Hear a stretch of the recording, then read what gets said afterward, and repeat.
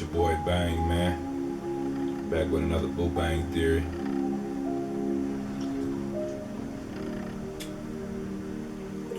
And so, wanted to continue talking about image and our addiction to it, right? So, in the first 6 parts of this topic, I basically talk about the psychobiological and psychological aspects of the 3 components of our personality, which was id, the ID, ego, and superego. Just kind of breaking it down in a scientific type of way, in a psychological analysis or whatever. So image is that's what creates and starts the process of us building our image. It starts here, right? And so that's why I wanted to talk into that first, and then we can start to talk about how it shapes our outer appearance. And so that's where we at now. So I do want y'all to go do y'all own research on the ego and go more in depth into how that function and how it's really a big part of everybody's downfall. And so when we talk about image in the physical, it starts at an early age, man. Like,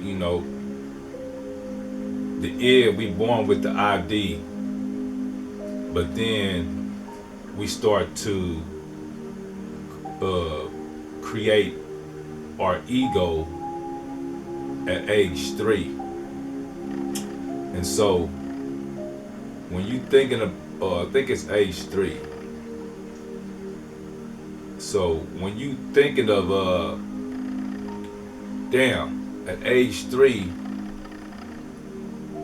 what do you remember at age 3? Like, what was your life like? What was the processing of you?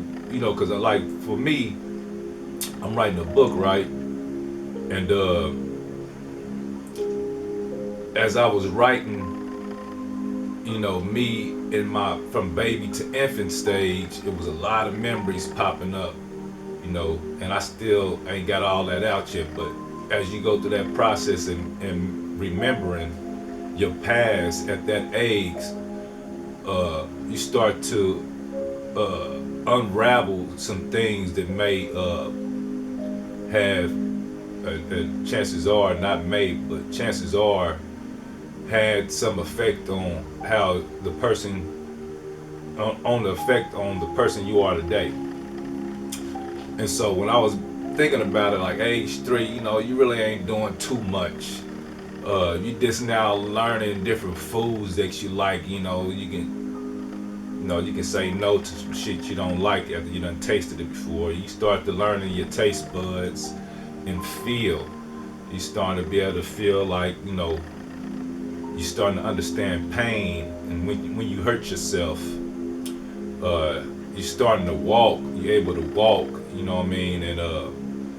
start to talk, saying just short words or small words, and forming some sort of communication. And so I think this is where we start to develop our cognitive abilities, and being able to kind of interact with the people in our surroundings, right?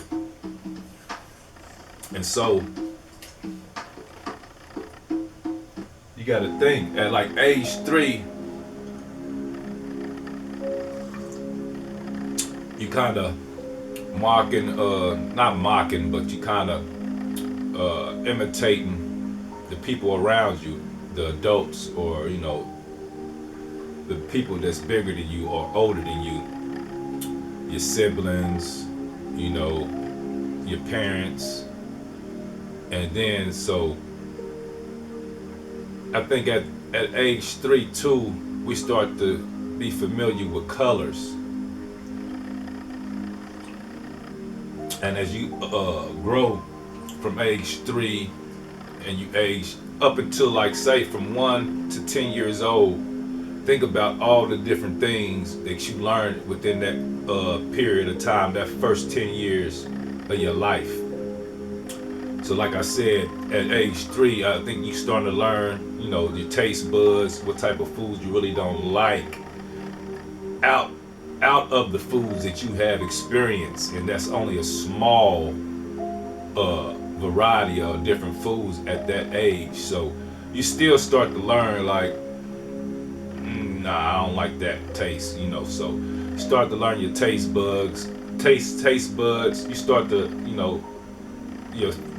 get in touch with your five senses, which is, you start to smell, taste, touch. You start to seeing things clearly in a vivid image or color at that age too. So you're able to focus in more on what you're looking at. And so 4 on the 5, you get to learn the color you really like. You start to identify with a particular color. And I don't know at what age you may have found out what color you like more than the others, but I know at an early age, maybe after seeing an apple or a red bird or something, one of my favorite colors became red. And I really don't know why, outside of me saying, like, I like apples, you know what I mean, and red birds, I think. Not quite sure. But as you go back and start to think about that, think about, how did you come up with your favorite color? How did you know this was your favorite color? At what age did you learn this favorite color? And so once we start to learn our favorite color, you know what I'm saying, and the foods that we like, we can tell our mama no, and yeah, and they begin to know what we like, so they begin to start to cater to the things that we like for us food. And then so 4 and 5 years old, when you start to get around more children outside of the home, so when you start to go to preschool and elementary school, and even daycare too, at that age of 3, 4, and 5, begin to be more social with people that's outside your immediate family. And so you start to pick up traits and different habits from those kids too. So say this kid right here, you see this kid over here beating on something, like, and so it looks fun to you, so you want to go over there and start beating on something too, and you go over there and play with them and start banging on whatever they banging on. I mean, so it's just like an effect of, we see somebody doing something, and we want to imitate what they doing. And so that begins to start to soak up in our mind, as we at that age is like a sponge anyway. So we soaking up everything that we see in our surroundings. So okay, you getting things that you're learning from your parents at this point in time. You getting things that you learning from your siblings at this point in time. You getting things that you learning from preschool, elementary school, or daycare at this time. And so this is starting to mold your thought process unconsciously, and so we picking these things up. And furthermore, at that age, you begin to watch TV and play with toys. And so now you start to identify with TV shows, the cartoons that you like. At that age, we all had a particular cartoon or several cartoons that we like to see, and out of all the rest of them. And so now you're starting to understand what you like and what you don't like, far as vision wise. You know what I'm saying? What you want to see. And so this process starts to take uh, effect, and as you start to learn more about these cartoons and these TV shows and different words that they use, you start to pick those up too. Not only that, the vibrant colors in the cartoons you start to identify too with. And so now this is where I think we start to create how we want to dress from, you know, the cartoons that we see, and from the TV shows that we see, the colors that we see that pops out to stand out to us. Now we want to, you know, we want to dress like that too.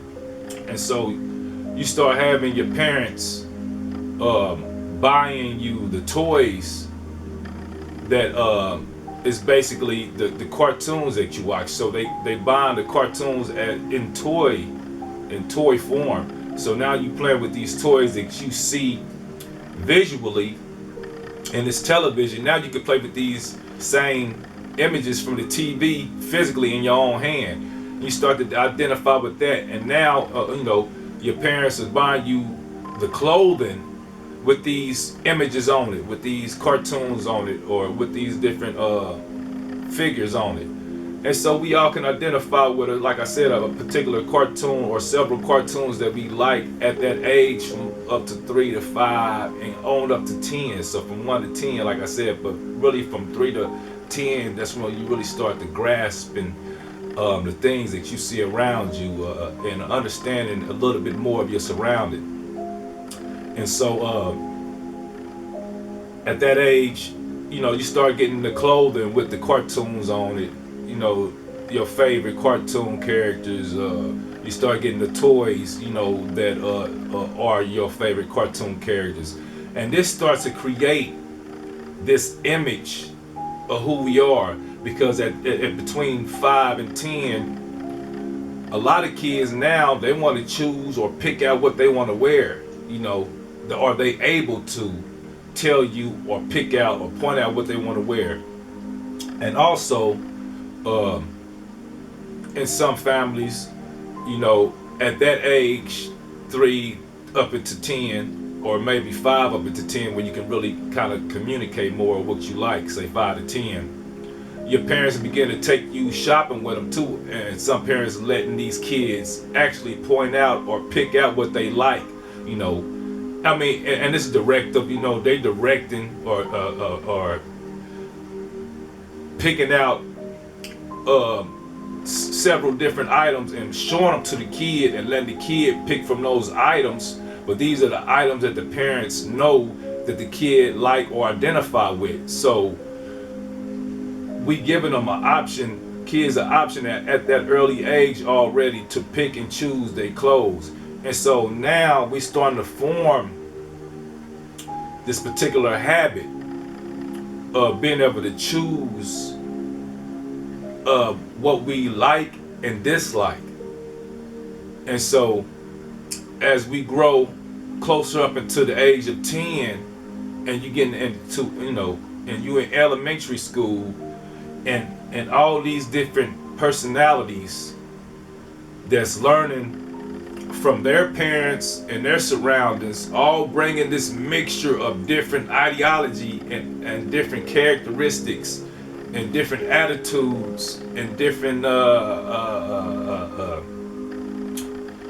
what I want to say, you know, young kids got attitudes, so attitudes too. So all these things are clashing, but mushing together, and they all learning from each other.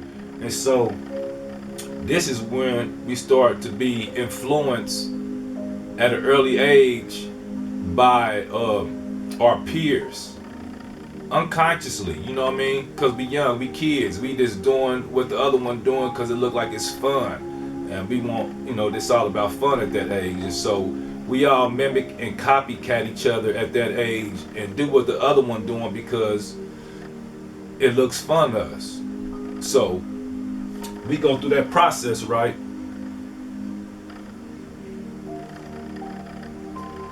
And that's when image really starts to take its form. So say by and the thing about this too, well, let me put this in there too before I pass up this infantile stage. So as this infant, you know what I mean, from 1 to 10, as we mature up into a youthful age, this is where the shit is getting crazy at this point in time though. So say, remember I was saying like this is the first stage of where we start to create our image at. What we identify with, we start to understand how we want to dress. And so I'm gonna come back